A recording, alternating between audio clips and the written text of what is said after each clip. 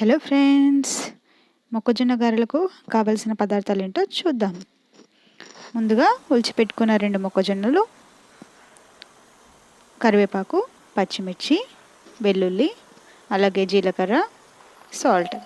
ఇప్పుడు వీటన్నిటిని ఒక గిన్నెలోకి తీసుకొని అందులోనే వెల్లుల్లి, కరివేపాకు, 5-6 పచ్చిమిర్చి అన్నీ ఒక్కొక్కటిగా వేసుకోవాలి.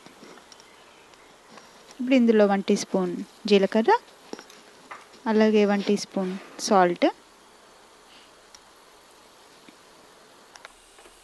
ఇప్పుడు ఈ మిశ్రమాన్ని గ్రైండ్ చేసుకోవాలి.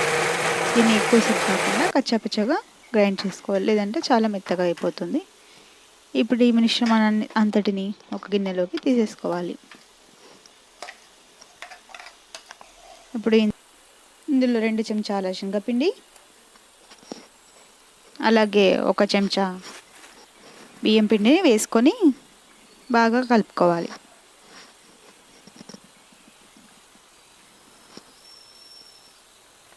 ఇందులోనే కట్ చేసి పెట్టుకున్న ఉల్లిపాయ ముక్కలు కూడా వేసి కలుపుకోవాలి.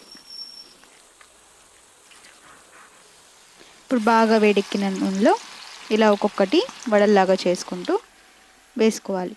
ముందుగా పిండిని ఒక చేతిలో తీసుకొని రౌండ్గా చేసుకొని మధ్యలో హోల్ పెట్టుకుంటూ ఒక్కొక్కటిగా ఆయిల్లో వేసుకుంటూ డీప్ ఫ్రై చేసుకోవాలి. ఈ గారెల్ని 2 వైపులా మంచి కలర్ వచ్చే వరకు వేయించుతుండాలి.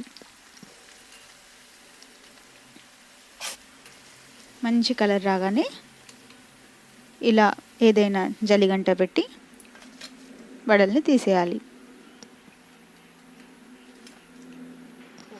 అంతే అండి, ఎంతో రుచికరమైన గారెలు రెడీ.